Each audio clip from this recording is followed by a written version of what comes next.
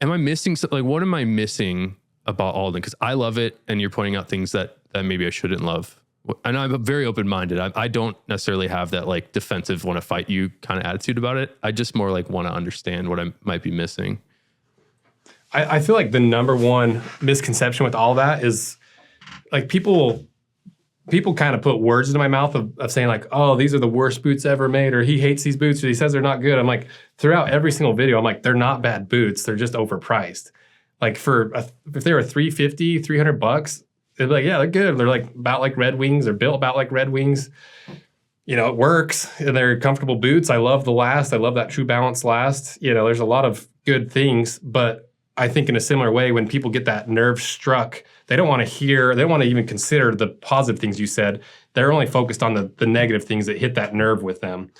And to me, it's like, I just feel like it's not that big of a deal. Like if you look at the boots cut in half and all the components and compare it across the 300 boots that we've cut apart, it clearly lies in that like $350 price range.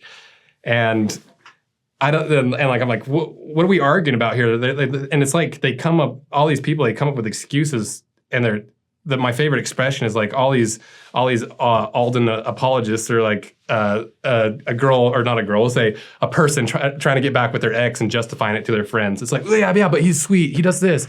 Oh, well, no, he gives me flowers on Valentine's Day. No, he does this. And they're like, no, he's a toxic son of a bitch. And they're like, no, but he doesn't. And that's kind of how it feels. Mm-hmm. And I think it, like, to me, the craziest thing is, if you love Alden's, why not ask Alden to make the boots at least how they used to? Or if for $600, ask them to make them to the standard they should be for that price, given the spectrum on the market.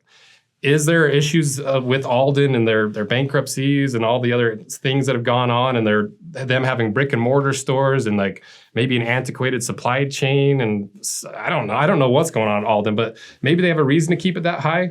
But to me, it's a pretty cut and dry case that you can get boots with similar components for like $300, and that's pretty much it. I don't know. I feel like it's such a big deal over not even that big of a deal, because people still love them. People still wear them. They're still decent boots. They're still like a high quality boot. But my take on, oh yeah, these are probably like twice the price they should be, and I wish they had better components that you guys should want too. That's the thing that it gives me some cognitive dissonance, is like, why don't Alden fans just ask Alden to make the boots how we all want them to be made? Like, where's the outcry and outrage on the consumers in to Alden? Yeah, I think it's super fair. And I want you to know how powerful you are. So let me explain to you. Very interesting things have happened. Probably before you started cutting boots in half, actually, for sure. Because I remember I did a video when I got a new pair of Vibergs, and my business partner, Dan, got an Alden Indy boot. And we put up this video in like 2018 or 2019. I got a comment like last week from somebody that was like, it just said like overpriced trash. Something like that. So that's how powerful you are. Like, you have people that love your perspective and like really want to share the knowledge that they've been presented with the world, that they are going into other Alden videos and just trashing them.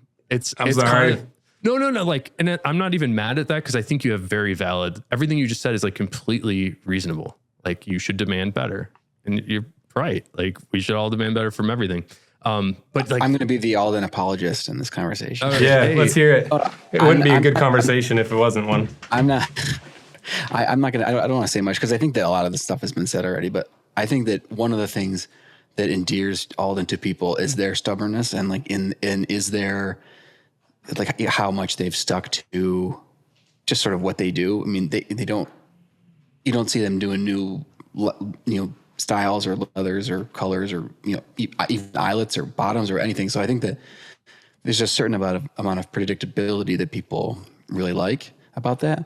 And I think that, but that's also, I think, at times a weakness. So I think it's tough. I think that they are hard of all of the companies, not of all of the companies, because I don't want to sound like a shill, even though I am, but I think that of all the companies that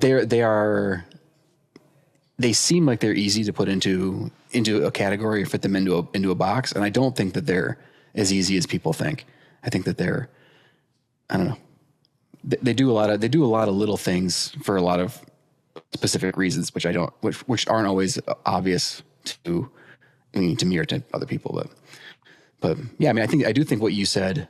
I mean, I think what you said about demanding better materials and I in watching the videos, I didn't think my takeaway at the very end wasn't you saying don't buy these boots necessarily. It was I wouldn't pay this for these boots.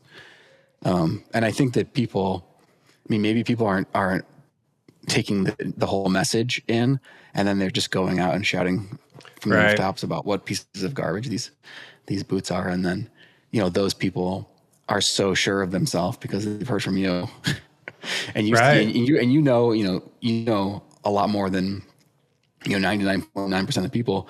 So then they repeat the little bit that they get from you, which isn't the full message, and then that sort of goes on down the chain. And then there's the certain amount of fun that people can have just being outraged, and then you've got the guy with a closet full of Aldens who's like. He's like say it ain't so, because he doesn't want he's invested in this collection, and these all mean something to him because like to Phil's point, he's gotten married in them, or he's gotten promoted in them, or they're super comfortable and he's had them forever. So I think that the personal nature is makes it sticky.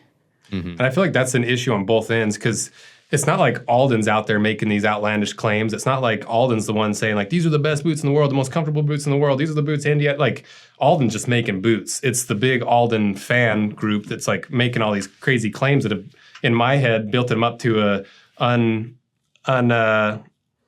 unfulfillable standard almost, And so it's like, people are taking my perspective and saying like, oh, these boots are trash, never buy them. I'm like, that's not what I said. And Alden people are like, these are the most comfortable boots in the world. They're the best boots ever. And Alden's like, well, that's not what I said. And so it's almost like it's an issue from both ends that just ends up being kind of a toxic thing when it shouldn't really need to be. And that's kind of the bummer side of that kind of stuff. I think that's so prevalent though. It's there's no middle anything anymore. It's either these are the best, and if you trash them, you're the worst, or there's like these are the worst shoes, and if you like them, then you're an idiot. It's like, well, I mean, there's got to be something in the middle somewhere. It doesn't seem like there's a lot of that. Dude, even when like after that first video, because I had no idea that was going to strike a nerve with people. I just thought it was like another boot. I didn't know people were going to freak out. Like we just treated it like a normal video. I didn't put extra effort into it, and it blew up, and people are freaking out and telling me to F off in their Instagram videos, and like a lot of people in the industry were sending me like mean emails and stuff. I was like, good Lord. Saw that. I think I saw the video that you're talking about. Our past guest, Sean did that to you, I think. Sorry, Sean, what the hell, man?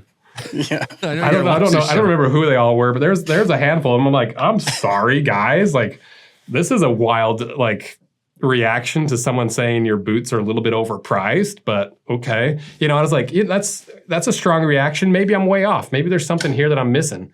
And so we've gone back to the well a few times, be like, okay, did we miss anything? Let's get a pair and wear them. All right, let's get an old pair and cut them in half. And every time we do, I'm like, I don't know. It just seems more and more like these are pretty overpriced, but I have this new appreciation for this. I like this about Alden. I like this. I love this. And then as soon as I said one positive thing about any Alden boot ever, my whole like comment section was, what a shill. They must have got to him. Like, I'm like, and it's not even like, I don't feel like I have any ownership over our audience. I don't consider them like my personal harem of like dudes going out and spreading the gospel type of deal. Like, I kind of stay out of the comments generally. So, but it was just an interesting thing of like, no guys, like this, if you really like this channel, what we're trying to do is get down to the truth of what's what so that people know what they're buying. And how could you ever want and respect a reviewer if they're not willing to be wrong, and they're not willing to be reviewed, and not willing to retake important things into consideration and change their mind? And so, yeah, like that whole like interplay of like the audience plus like Alden fans and all these people that are in the middle, it gets a little wacky. And part of the problem is, like we talked about at the beginning of the podcast, is like you in order to survive with media, you have to hit the most outlandish things. You have to get the most expensive. You have to, everything is over the top if you want to get views and you want to get attention, which is a very slippery slope, because every time we do one of those Alden videos, I'm just a dude, it's like, I'm not especially prepared for this. I'm not like, I didn't go to journal. I don't even know what it's called, journalist school. You know, I don't know what I'm doing here. And so when those come out and people are like freaking out and sending me mean emails or like DMing me wild shit, I'm just like, oh my gosh, like I'm going to step away from this because it flares me up too. Like it triggers my ego for sure. Yeah, I bet. Like nobody doesn't have an ego. And so when someone's like, you're wrong, F you, like you're whatever to this industry, you're kind of like, oh, well, I'll show you. I'm gonna tear apart Alden. I'm gonna, you know, and it's like, whoa, hold up. Let's take a second and breathe. You know, like it's not about me. It's about the product and it's about the consumer making smart choices. That's the goal. And so it's tough, even from like my side as the reviewer. It's hard to not let your ego get into it, and hard to not let your biases take over. And I'm not saying I'm perfect, because I've clearly had plenty of times where I'm like, I was wrong about that, or I got a little bit heated about that, but I try, you know. I think you should do the Wayne's World thing where you just come in full like Alden t-shirt, Alden hat, Alden sign in the background, and just say what you just said. Just say. And just see what people do. But dude, maybe I'll do that. Maybe for April Fools, I'll do like my final review of Alden, and I just come in like hair slicked over, suit and tie. Good. Yeah. Video over. I love Aldens. Penny loafers up on the desk. Yeah. Yeah. That's interesting though. So what? Yeah, because you said it like for 3 years you've been going. So what have you come across? Oh, I'm assuming that you have things that you have learned, that you had said or reported in the past that you feel differently about now. And then when you come across those things, so how do you reconcile those? I mean, just I guess with yourself, or do you change the message that you put out there? How does that work for you? Yeah. So especially when I first started doing this, I only knew so much about boots. I've owned plenty of boots in my past, and I've loved boots for a long time. I couldn't always afford them, you know? And so when I first started cutting them in half, I was more just like, here's what's on the inside, and here's the leather quality according to what I think is right.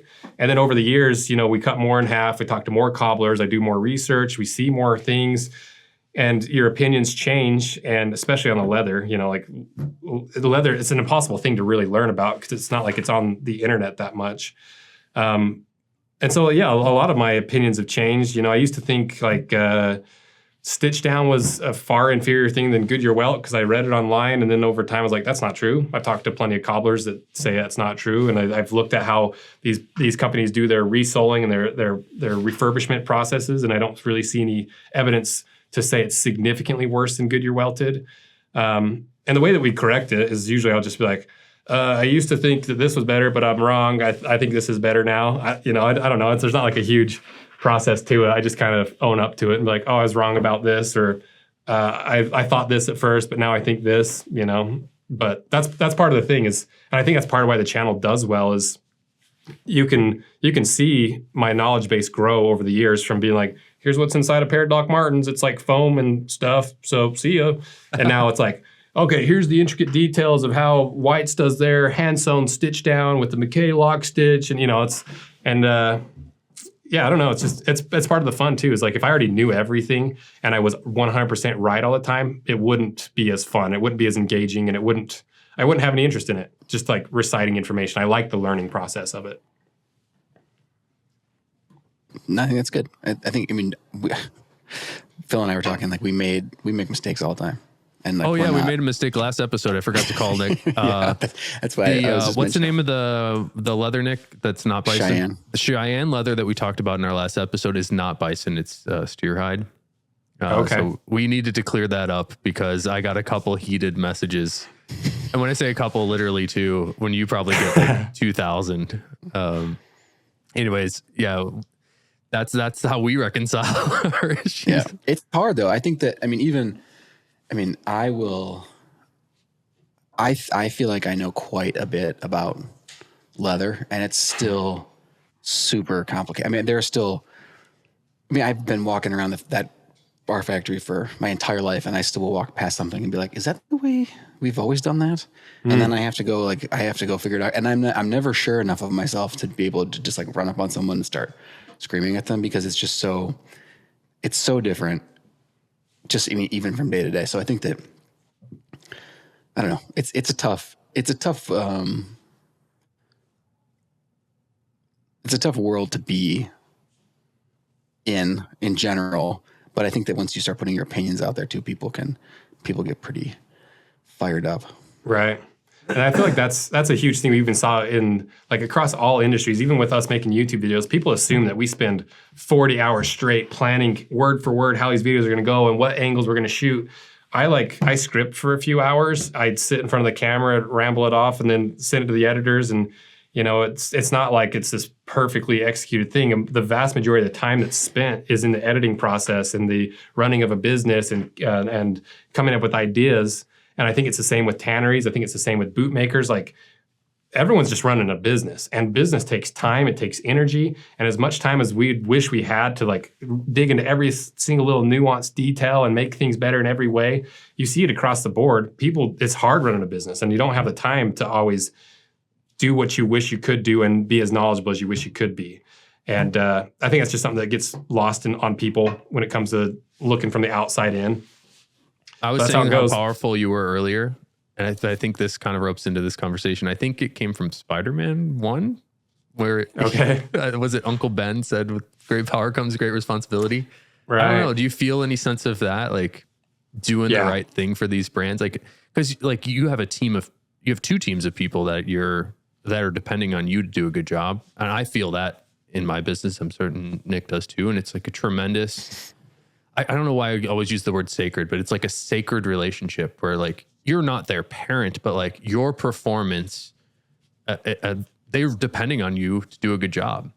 And if you don't, like they might not get paid that long, right? So it's a very big deal. But at the same time, there's, I don't know, let's pick a different brand. Pick a brand that you talk negatively about.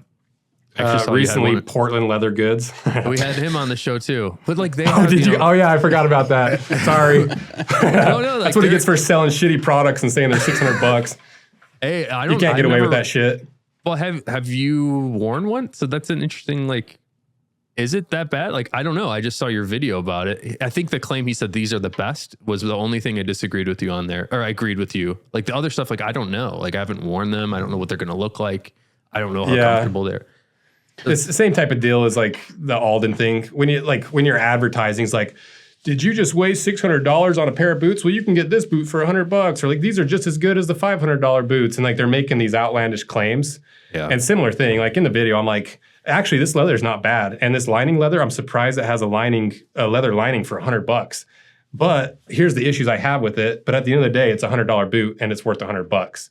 And same type of deal, like people, they want the salacious things, they want the salacious takes, and it's more fun to, especially when it's like a very funded brand where they're just like, when they're being dishonest in their marketing, and they're just like, okay, so you don't have any, you don't lose sleep at night over trash in that. And I don't know if no, I do for sure. If I'm being like straight up honest about it, like it weighs on me because I'm like, oh shit, like I wouldn't want someone to do that to me. Like what if someone like tore apart my products and was like, oh, this is the way they market, this is BS. But to me, I'm like, we don't, like, if you're going to make outlandish claims, you should be open to outlandish reviews almost. It's like if you're going to say that your cheap $100 boot is as good as $600 boots, then you should expect an equivalent response. Do you feel like you can morally balance it by saying, look, I'm providing a service to like all the subscribers of this channel to like maybe avoid that? Okay. I firmly believe in that because I really think that we've saved people a ton of money, and I think we've saved people from a lot of headache, and we've shown people how to spin better and how to get the right boots for the right application. And I think overall, it's a net positive by a long shot. There's some brands that are going to be upset at us, and there's going to be some fans that are upset and like whatever. But like, I think because most of what we do is mostly material analysis and like actually just showing people what they're buying with our own like, oh, this is what I think of it, but here's what's on the inside. I think overall it's a very strong net positive, like far and away. Can you actually? You just hinted at a question I asked earlier that I didn't get a response to. I want to know what the test. No. That wasn't a slam. I'm sorry to come off that way. I really want to know about the testing methods and like why they feel valid to you, because when I look at something like measuring like the thickness of the leather and then saying like, this is good because it's 7 ounces, I don't know if that's enough information. So maybe tell me about your testing methods, and then like, tell me like what you're looking for as a positive, like this is a sign of quality in this test. Yeah, so we have like a couple different, so like we run tests where we're like, oh, we ran a puncture test, or we did a tear test, or we did a waterproof test that are actually like tests. And the whole time, as many times as I can, I'm like, this is just garage science. We're just putting rough numbers to this. You know, this is far from like scientific. And I feel like we say it enough that people kind of get what we're doing, because it is just garage science. We're just trying to generally put some numbers to some things. As for the other like components and thicknesses and stuff like that, it's based off of a lot of like talking to cobblers, talking to brands, looking at what different companies are using for which applications, which ones are succeeding the most, you know, personal experience with leather, personal experience with boots. And, you know, I still think we do a really good job of saying like, say a work boot has like a thinner leather at like 2 millimeters. I'll try to say something along the lines of like, yeah, it's 2 millimeters thick. It's a little thin for a work boot, but this is more like what you see in a casual boot. So if you're using it for casual boots, it's going to be just fine. If you want it for really like firm around your ankles and a lot of stability, you might want to look at something with a thicker leather. You know, not exactly word for word, but I try to throw as many caveats in there as possible, because there is no concrete truth when it comes to like the materials, because it all depends on who you are, what you're doing for work, how your foot is shaped, what you like underneath your foot. But I still think there's some general things that you can point to say 1.5 millimeter leather is never going to be as strong as a 3.5 millimeter leather. A thin fiberboard footbed is going to be less durable than a big old slab of 6 millimeter oak bark tan leather. Like I think there's quite a few non-controversial and pretty well universally agreed on points when it comes to the material science of it that I feel comfortable with it. I think Nick could make you a very wimpy, rippy 10-ounce piece of leather and a very strong, 3-ounce leather. Yeah, that's fair too. Am I wrong? Because no, yeah, sorry, Nick. We just chat.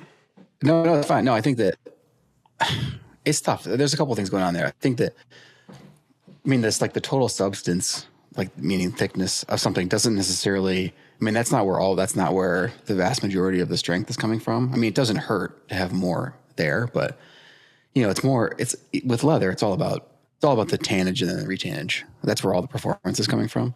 So thickness is more about, it has more to do with utilization and then like the manufacturing process. I don't need to tell you guys that, but you can't, making a wallet out of 7 ounces, like there's just no reason to do it unless you want to be sitting on like a cheeseburger for like the whole day. But because you don't need that much to it for it to do what it needs to do. So I think that people do, and I think this happens a lot of places, but people get kind of hypnotized by like, oh, this must last longer and be better because it's 12 ounces, where it's like you're just kind of like making it harder on yourself. Right. To have a belt, that have like a 12-ounce belt, if you're going to wear it with jeans, like it could be 7 ounces and it was going to do exactly the same job for you that it would if it was 12 ounces, other than it'll take longer to break in.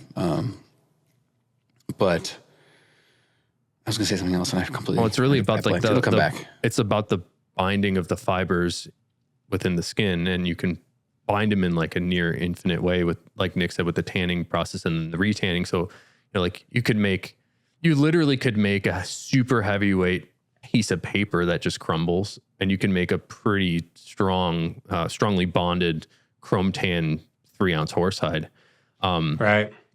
So like thickness is not necessarily fully indicative of quality. But on this topic, there's a guy I've been seeing ads. If you want an idea for another video, Weston, I'm not super familiar with this brand, but I saw an ad for JK Boots, and they said, we use super heavy leather. It's the heaviest bison possible, which they claim is above 10 ounces, which in my experience at the tannery, I never saw a bison that thick. So maybe they're getting some crazy bison.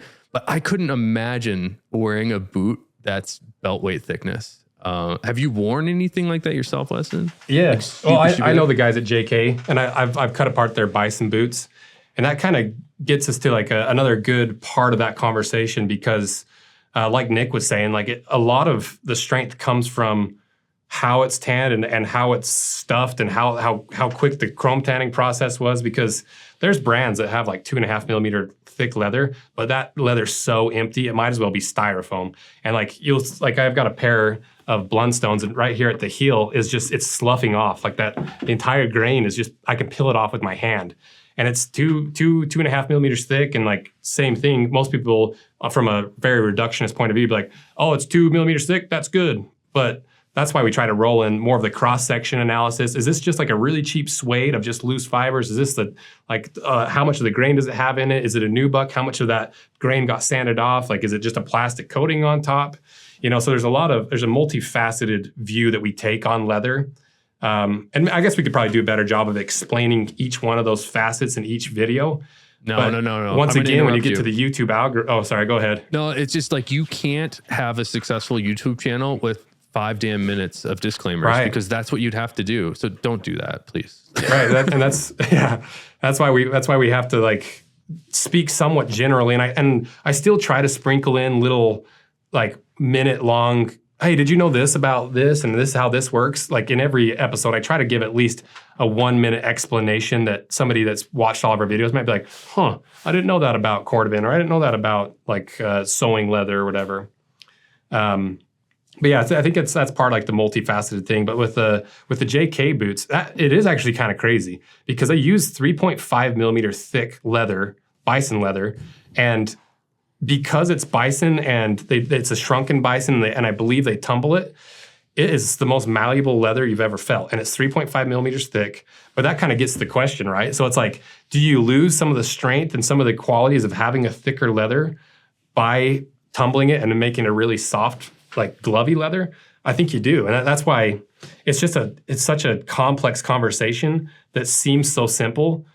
But I think that's honestly half the fun, because if leather was just as simple as it's this thick and it's this simple and good or bad, I wouldn't have anything to talk about. But I think that's why all three of us are completely obsessed with leather, because it comes in so many different forms and shapes, and there's so many different things you can do. Each different type of leather behaves differently, it ages differently. And yeah, I don't remember what your question was about JK boots, bison leather, but I think that there was. This is the thickest, most durable leather, but maybe that's true. I've just never seen a bison that thick. I just wanted to know if you liked them. Yeah. I think that with the leather, or with leather in general, and not just from us, you're working with like a limited number of parameters. Like there's durability, and there's how it feels, and how thick it is, and then how it's going to age, and there's all of these things, and they can't all be 10s. Like it's just not possible for something to be, soft and totally natural, but like super consistent, and then also cheap. Like it's just not, like, even in a perfect, even on like a forever timeline, you can't do all those things. So it's, what do you, what's the performance that you're after, and then how do you get as close to that as possible, without making something. Right. It's like that old saying. It's like, oh, sorry. Didn't mean to cut you off. No, that's Zoom. It's fine. It reminded me of that old saying. It's like, you can get 2 of the 3. You can get something fast, you can get it cheap, or you can get it quality. You can't have all 3. You got to choose 2 out of the 3. And like, I feel like that's exactly true with leather. Like exactly what you're saying. Yeah. It's so hard, man. I love leather, but at the same time, I feel like my life's work has been just explaining leather to people, because it's so bizarre and ridiculous that I can tell people a long story of how it's made, and it goes right in one ear, not the other. And like, that's just one piece of leather. And then I can compare it pretty accurately to another leather from another tannery, and it doesn't matter. It, like, for where I land on it is like, most of all, do you like the way it looks? And then if you can find an image, because we have the internet and people sharing so many photos of things that have been worn, I usually tell them, first find out if you like the way that thing looks, and then find a picture of it from 5 years in the past and see if it's still something you like. And that's really like, that's it for me. At least for my taste. Like, I want it to look good and then look good later. And like, that's it. It's to hold up, right? So yeah, you can go into the science of tanning with Nick, and maybe we will in the next episode. I feel like that's a big part of leather too, is like, Because even with our wallets, we used to use a little bit of a thinner leather, but people kept being like, hey, this leather's too thin. Like, this is never going to last. I'm like, no, I promise it will. Like, this is about as high quality leather as you can buy. And so you almost have to like play with people's perception along with the factual sides of things to create this hybrid of like an actual consumable product for people. Because unless you're willing to really hit the ground like and educate people on some of the finer aspects, you do have to somewhat play to your buyer base, which is kind of fun. It's kind of unfortunate, but it's just how it goes. It's just buyer behavior. I was talking to a friend of mine that works at Boeing, and this is related, I promise. He works at Boeing, and he works used to work in like the adhesives division and he's like, we could make a plane and hold it together with just glue. Like but no one will get on a plane with no rivets in it. Like people won't, like they need to see like the rivets in the wings. So, I mean, it's totally real. I mean, it's real everywhere. It's not just leather. I'm 100% still in that story, and I'll give you credit every time I say it in YouTube videos from now on. Because that is like a very good analogy for that type of thing. That's spot on. All right, guys, what else do we want to cover here? Or do we have a timeline at all? I think I think we should keep going. I'm down. All right, go for it, Nick. How did your deer hunt go? It was unsuccessful because the eclipse was passing right through our hunting region. And so we got down. I didn't go down as early as I wanted to just because of work. And so by the time I got down there, people were already flooded down from Salt Lake down to central Utah to see the eclipse, camping out, hiking all over the place, spooking the deer all over the whole county.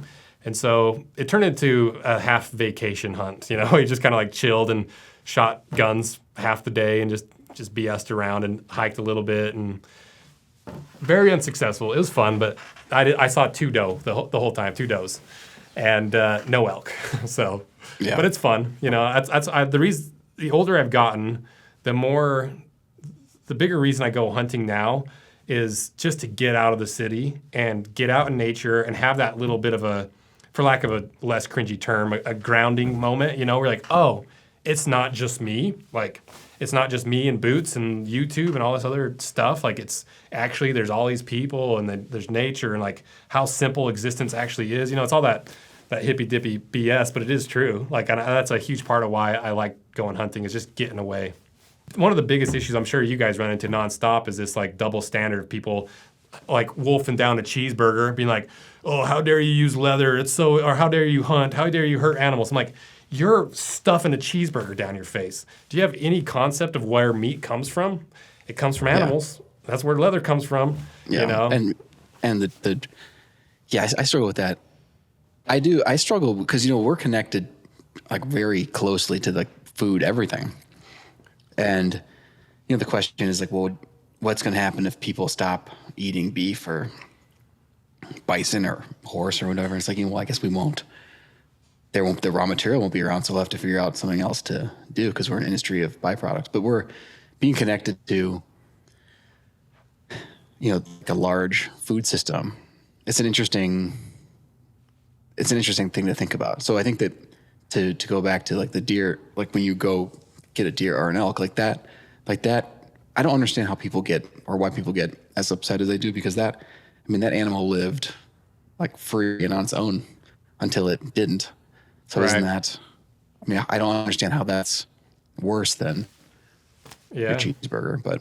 Well, yeah, you look at the two animals. You take a factory farmed cow and you take a full grown bull elk and you say, all right, which one had a better life? Before they died, which one had a better life? Everyone's going to say elk. Like nobody likes factory farming. I would say it's a safe comparison of a wild elk and like a grass-fed, like free-range cow. The elk is still living its more natural life. It's fulfilling its created need, or whatever the expression is. Fulfilling its, I don't know, there's some like biblical term for it. Yeah. And then even like the killing of the animal. You know, if you're actually hunting seriously and you know what you're doing, it should be a few seconds tops from when the animal knows something is wrong to when it's dead. Because every hunter knows you shoot it in the vitals. You're aiming for the heart and the lungs and all the vitals right in that upper chest area. If you hit both those lungs, they're going to bleed out within a matter of seconds. If you blow up the heart, they're dead almost immediately. It's almost like anytime you blow out some of those vitals, it's the same thing as if you cut blood from like the circulation in your head. If someone's choking you, you pass out in a few seconds. It's a fairly like painless thing, and you have the adrenaline running through your body. I would take that personally as a human being, that kind of death over being loaded in a truck, driven down the freeway, putting up on the big conveyor belts. And then, I'm not going to describe the whole process of slaughtering cows in detail, but it is not a very humane thing. And it is, to me, it's very disrespectful to the animal. And I don't like it as much as hunting. Yeah. I mean, I know exactly what you're saying. I want to push back a little bit just because I think that, like, if you think about, like, would you want, if this is, I'm gonna start over because that was going to be weird, but like the elk, like would the, just from like a natural standpoint, just like in terms of what brains do and how they think, like would that elk want to be like chilling in the field with like its herd, getting food pushed into its face, like not having to run from wolves all the time? Or would it want to be living out there, running all the time? I mean, I think that it's more natural. It's better for the animal overall. I mean, it's a healthier animal because that's how it has been, how it's evolved to survive. But I think that some of the bad, this is not going to be popular, but I think that some of the negativity that the whole farming system gets is a little bit misplaced at times, because I'm not sure, and maybe more importantly, I'm not sure how else to do it. I mean, what is there? I'm not sure, at least at the current time, I'm not sure there is. I mean, I think that might be, I don't want to say the best way, but it's a well-considered option. It might be the only way for sure. It's hard. It's a hard thing to reconcile. Not everybody can hunt. Like if everyone that wanted to eat meat was out hunting, there'd be no wildlife. There's no way it's sustainable. And so it's almost, yeah, you're right. Like it's really one of the only ways you can do it if you want to eat meat. Because how do you do it at scale? There's no way you can hunt at scale. There's no way you can manage a wildlife population at scale. As for like which animal enjoys life more, you got a good point there, because I was raised on a cattle farm. We raised red and black Angus, and they're pretty happy. All things considered, they ranged pretty fine. I guess it just depends on what you value as what is the fulfillment of an animal life. To me, like the idea of an animal living out in the wild, passing on its genetics, like living the actual wild life of an animal, rather than just like wallowing in shit in like the pen and then they get put out to pasture. And I don't know. I think it's a good argument. I think you could side on either way of that and justify it just fine. I think it's like everything else. Like it's not all hunting is bad, or you need to get all your meat from hunting. I think it's like anything else. Like there's somewhere in the middle that everyone sort of. And I don't eat, all my meat isn't hunting meat. Like I still get cheeseburgers down the road, and I would say the majority, like actually probably all the meat that I cook is either from my family farm or harvested animals. But that's like, I'm still part of the issue, if you're going to call it an issue, of like eating factory raised meat or whatever, because I enjoy a McDonald's cheeseburger just as much as the next guy. And I eat those more than I cook myself a nice steak from an elk that I killed. So yeah, it's just it's an unsolvable situation. I think I think there's ideals you can shoot for, but ultimately, how else do you solve it? There's no way around it. I don't think meat will ever really be phased out. I don't see how you could keep a population fed and healthy without like that amount of meat. But I don't know. I'm not a nutritionist. I just like animals, and I like hunting, and I like leather, and so I'm completely biased in my direction in every way possible. Mm-hmm. Well, I mean, I guess lab grown stuff is the. I saw a headline today where they were claiming that new lab grown stuff is much cheaper soon, but I don't know. They didn't have any specifics. It's like $2,000 an ounce or something instead of $10,000 an ounce. Yeah. I don't know. It would be interesting if they could grow leather. That would be wild. Like just grow a big sheet of skin. Yeah. They probably could. Perfect, no barbed wire scars that Nick has to deal with. I'm into it. Like let's give me that 40 square feet Cordovan, Nick. Yeah, let's give it a shot. Let's give it a shot. I mean, why not? I mean, that would be the dream. Well, maybe. There's something about, I don't know, it's hard. It's such a traditional, old-fashioned, I don't know, it's tough. It's complicated. I think that there's a connection to the whole process. And I mean, even just being in Chicago, I mean, how different things are and how different people are and how much people have changed their opinions on things, even in the last 10 years or whatever. This is another one of those very tribal things where it's like, this is the right side, this is the wrong side. We're seeing it today with Israel, Palestine. It's like, you gotta pick a side. What are you gonna do? You can't love them both. It's very problematic just because you can't. It's almost like with your videos too, it's like you just can't exist, You can't like even say anything. It's kind of tough. Yeah, it's tough to find nuance in politics these days. And it just, I guess in any form of media, it's tough, because I think it's just a part of being a human. Because think of how much information we take in all day, every day. The human mind is not going to remember every single point and counterpoint and why this works and why that doesn't. The mind is a pattern recognition machine, and it's finding patterns in data to point to like, okay, that's what I believe. That's what's going to keep me safe. That's when it's going to keep me in the tribe. That's what's going to make me fit in or whatever it happens to be. That's what I'm going with. And I think it's just part of it, And I sometimes I kind of get bugged. I'm just like, oh, I wish it was better this way, or I wish people would like listen to the whole thing and take my whole opinion into consideration. But like, no, it's not going to happen. That's just how it's always been. I think it's part of human nature, and you just either deal with it or you don't. I don't think it's going anywhere. I think that's just how we are. Yep, 100% wired for destruction. Yeah. It's kind of wild, and like going to like that wildlife thing, and that was kind of a point that I was thinking about when Nick was talking. Was like, I was just thinking about my own personal life. It's like if I had a choice between my life being like really sedentary and not doing anything, or like maybe I made $100 million and never had to work again in my life, I don't think I'd be as happy as if I had the chaos and the stress of running a business and like needing to succeed to get the life I want. I think there really is something, it's a classic like stoicism thing, right? There's something in that struggle that is inherent to humanity and like is almost necessary for humans to feel good and feel right, because it's only been the last 100, maybe even 50 years that people actually have a secure life. I guess not even still, like still we don't, but like we're not getting eaten by lions. And so I think we're hardwired for chaos. I think we're hardwired for those certain processes in our brains that we need struggle. We need some sort of like threat. Otherwise, it's just like, what does the human mind do without that? Mm. But I don't know. Once again, I didn't go to, I'm not a philosopher. Yeah. I just got a YouTube channel, bro.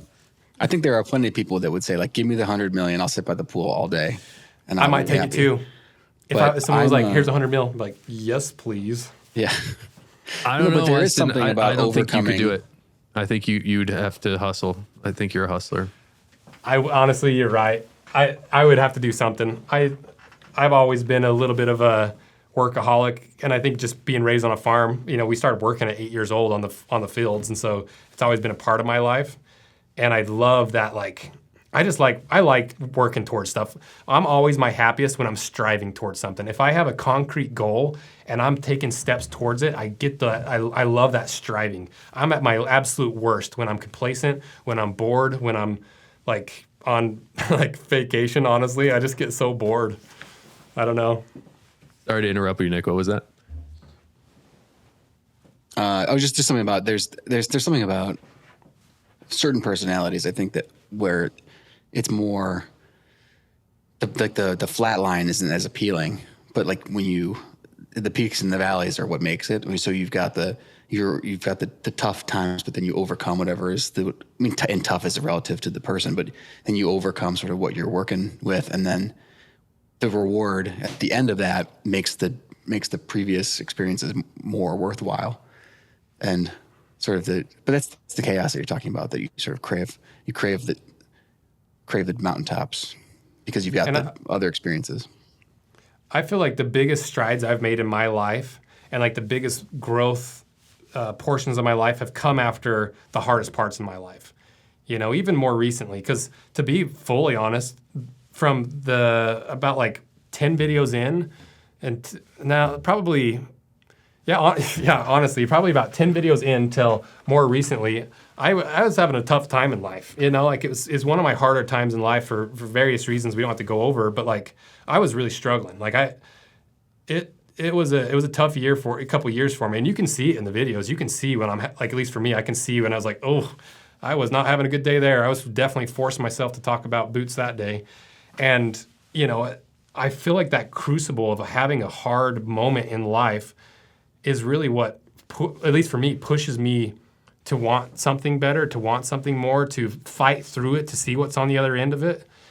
And I always come out of those moments a little bit scarred up and a little bit beat up and shaken from those experiences. But I always come out glad I went through it. Like I wouldn't change some of the struggles I've been through in the last few years for any amount of money. Because it's helped shape me into who I want to be. And without it, I don't think I could be who I want to be eventually. And so, yeah, I guess that's, I don't know, we're getting like way off, but like, no, I feel like that's true. No, I think it's kind of, it goes back to the hunting thing where it's like, if you, a little bit where it's the things that are fun when you're doing them, like you don't really, they're fun and you might talk about them, but they're not, I mean, they're sort of what they are. But the things that aren't fun while you're going through them tend to be the things that you care about, the memories that you care about the most, and the things that you have the most fun talking about once you're not going through them anymore. So I think that's pretty telling. Yeah, there's that classic saying, the worst moments make the best stories. And it's so true. Everyone's favorite stories are when they almost died or when they got their car stuck in a snowbank or, you know, whatever it happens to be. And you've met people that haven't had much of a up and down life, and they're just kind of like, you know, you'll have a drink with them, and you're like, all right, is that it? We're done chatting. You have no like, I don't know, and maybe that's an asshole thing to say. I don't fully believe that, but like, I mean, even if it is, it's true. It is, and you're right. You know? How was the office today, Bob? It's like, I don't know, it was fine. Yeah, same as it always is. Like, okay, I'll see you tomorrow. I'm gonna have to wrap it up soon. So usually at the end of the show, have you listened to this show before, Weston? Yeah, I've listened to a few of you guys' episodes. Usually we cap it off with favorites. How much do you love death metal? Are you actually asking that, or is it just because I'm wearing? I'm not even wearing the hat. Do you like death metal? I like a lot of metal. I'll show you. Knocked loose, baby. Nice. All right. Cool. I love like a lot of rock and metal and stuff. Like I've recently gotten into it because my brother's way more into it, and we've been to probably 50 concerts in the last like 3 years because we went down to Rockville in Florida. We just barely watched Knocked Loose. We watched Alpha Wolf. We watched Motionless in White. And then we had a concert with Make Them Suffer, Bad Omens, and then I think it was Bring Me the Horizon. No, it wasn't I can't remember who it was, but we've just like, even the last few weeks, we've gone to a ton of like rock and metal concerts. So, man, awesome. Big fan. Okay. I was trolling you, but. But also, I like country too. I'm a very diverse music listener. Like I said, I love going to the symphony. I love some good old country music, being a country boy. You know, I love some Tyler Childers. I love, what's that young guy that has the deepest voice ever? He sings like the Black Dog song. I don't know. So I'm not the biggest country guy, so you're asking. I think maybe Nick isn't either. You might be asking. We are wrong. Actually not trolling you, and we do like metal. Yeah, that's right. That's the right attitude. The most brutal. Well, so what do you like to do that relaxes you? Is it more than hunting? Since we already covered that. I do enjoy going to the gym. I feel like that kind of gets any amount of like extra like physical energy out of my body. I love flying remote control airplanes. It's the most fun you'll have for $100. I love playing some video games with my friends. You know, I don't play as much as a lot of my friends do. But honestly, like I said, I'm very fortunate to be able to do something that I love for a living. Because even when I get home at the end of the day, I can't help but start like thinking through new products and like, what are we going to do next? What can we do to grow this? So, yeah, a lot of my hobby just kind of gets rolled into the business, which is very fortunate for me. speaking of which, the reason I got to go is you guys are cutting into my Overwatch playing time. So I'm gonna hit that up after this. so important. I've still been playing Overwatch. I know that was a favorite of mine like a year ago. By the way, the show's been going for a year now, Nick. Wow. I think a little over a year. I'm gonna give you my quick favorite, and then Nick, as I do that, you'll think of one, please. I broadcast this most times on the podcast. I have a hard time sleeping. My new favorite involves sleep. I love sleeping time tea, and it's been something I haven't done for a long time, and I started doing it again. I call it low. This is a new low, Phil. I call it having the big sleep. So I'll be playing Overwatch with the guys at night. Sleep. I'm like, all right, guys, I got to get a big sleep tonight. I got to go make a pot of tea. And I'll come back. I think that means something else if you're in the mafia. Yeah, you're give you dead. The big sleep. Yeah. Yeah, I try to have a big sleep every night now. I do. I have a stretching routine I do every single night before I go to bed. So I get it. As I feel like as I've crested into my 30s, because I'm 33 now, I'm like, oh, okay, I get some of these like slower, relaxing, meditative things. I don't have to be running 1,000 miles an hour all day, every day. Actually, I know we're ending this. Can I tell you the funniest story? You can cut this out. But if it's not funny to you guys. But I was supposed to hang out with one of my friends yesterday. And I was like, hey, I'm headed home. I'm going to take a quick shower, and then I'll be ready to go. He's like, cool, I'm going to get a bite to eat and head over. So I'm like, I take a shower, and I'm still waiting for him. I'm like, you know what? I'm like out of the shower. I'm just going to do a quick stretching session. I'm a little overwhelmed for the day. I'm just going to try to relax. So, and I was this close to just being butt-ass naked when I was stretching. And I was like, I'm just going to put some underwear on. And so I like went in my room, and classic leather boys over here, I have a giant hide of veg tan leather that's cut square for my yoga mat, and it's the best thing ever. So I'm stretching on there, and I'm like, you know what? I'm sick of stretching. I'm just gonna lay flat on my back, listen to music until he texts me. So I'm laying there, and I'm just like in my underwear on my leather yoga mat with the lights turned down in my back bedroom. And all of a sudden my phone starts vibrating, and I'm like, oh, it's my buddy. I'm like, and I have my AirPods in. I'm like, hey, what's up? He's like, I'm just here. He's like, oh, cool. And I was like, oh, cool. I'm just finishing up stretch, and I'll put some clothes on and come down and grab you. He's like, no, I'm here. I'm like, oh, you're outside my door? I'll head in. He's like, no, I'm here inside your apartment. Oh my God. I like, that's the right. I come around the corner. I'm just like in my underwear. I'm like, what's up, guy? And I was like, did you just walk back on me laying flat on my back?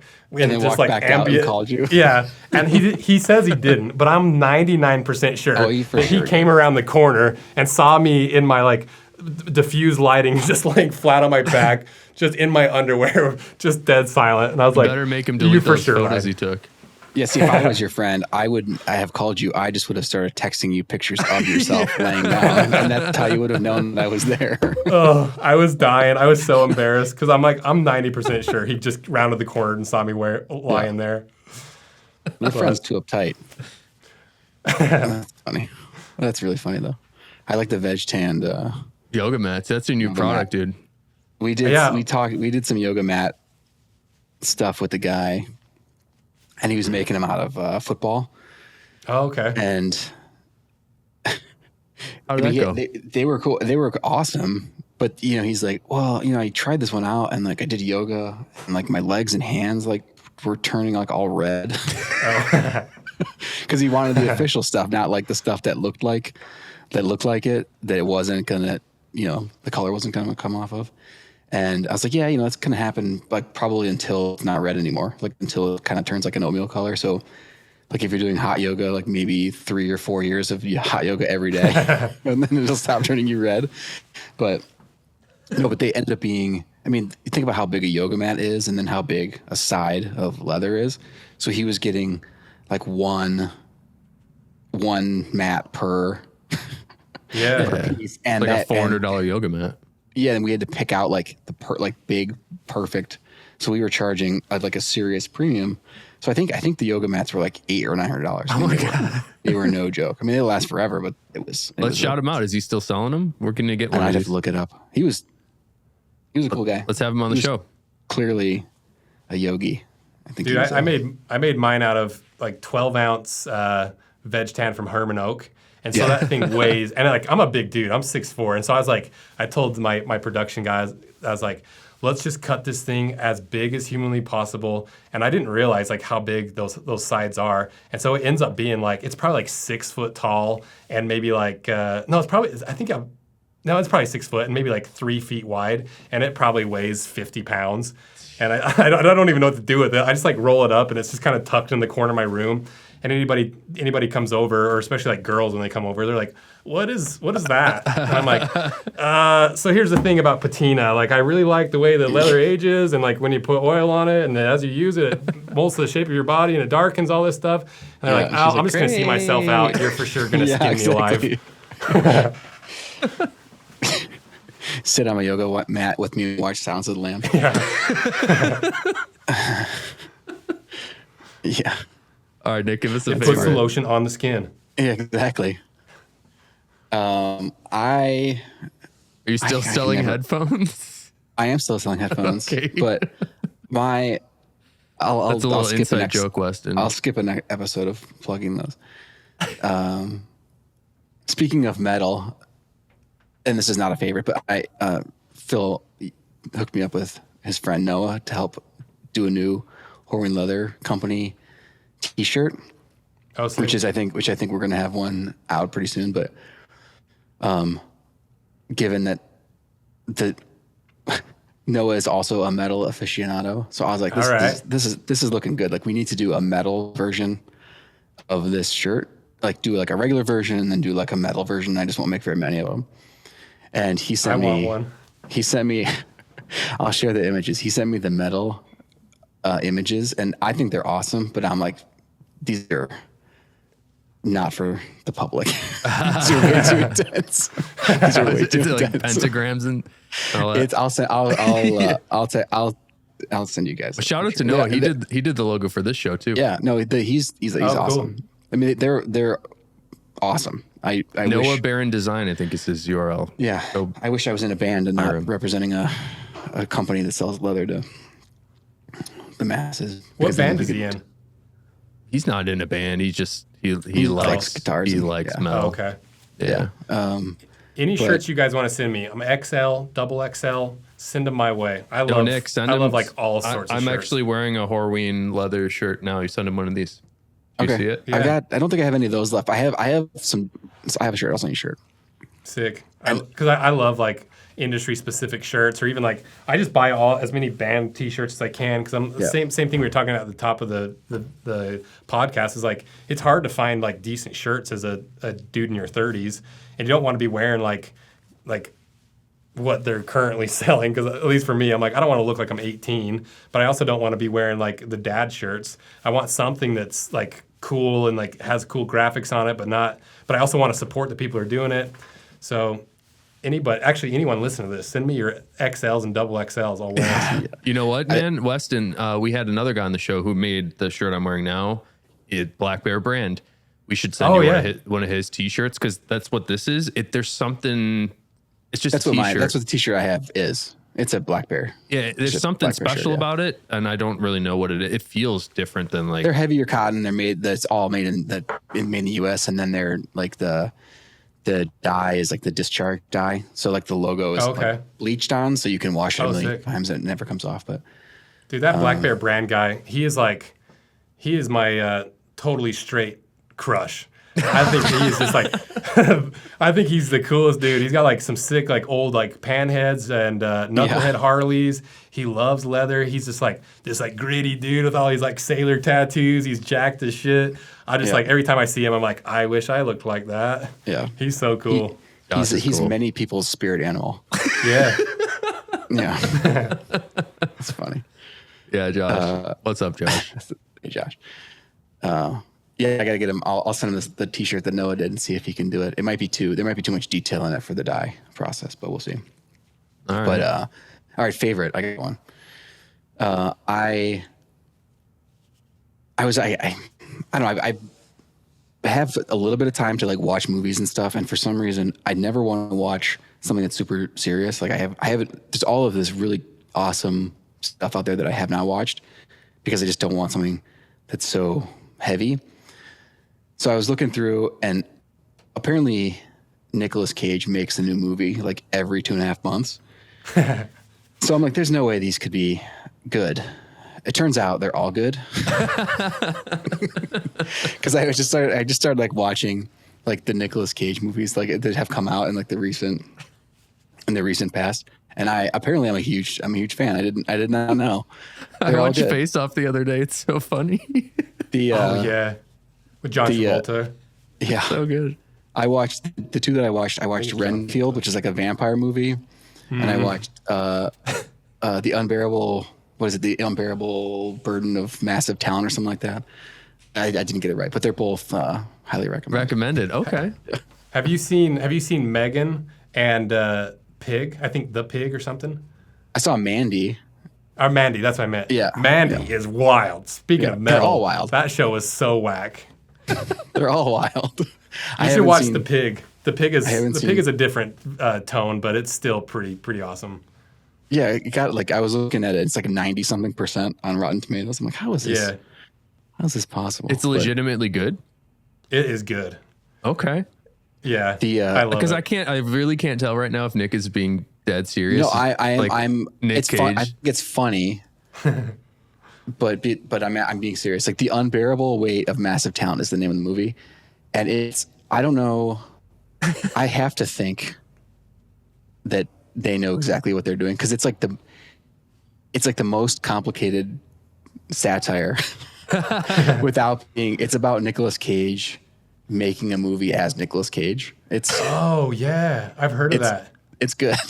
I'm gonna watch it. I mean, tonight. I don't know how good it is. I really enjoyed it, and I found it super entertaining. But it's all right, Nick. You came prepared with a favorite. I got something. I got something this time. Thank you, buddy. Yeah. So what is the concept of that? It's just like a favorite thing of yours? Because I clearly haven't made it to the end of one of your guys' podcasts. Sorry. We used to do a thing that was just like, I think I ripped it off another podcast, but I like that it was like getting to know people that aren't just talking about leather all day, right? Like humanize a person. So we started it as like, what's something you love? And it was like, oh, Nick has a watch and I have a bass guitar that I love, and just like talk about it for a second. But then I started to realize like Nick and I would run out of favorites pretty quickly. And like, it also feels weird to ask people like, what's your favorite thing? Cause it's like impossible to talk about a favorite thing. Right. So I'm now rephrasing it as like, what's a thing that you like to do that's just relaxing, like just for you. Right. And I think that's probably more of the intent of the question. Is like, it's a good way to learn about a person. That's not just necessarily about like the jeans they're wearing. Right. You know? Right.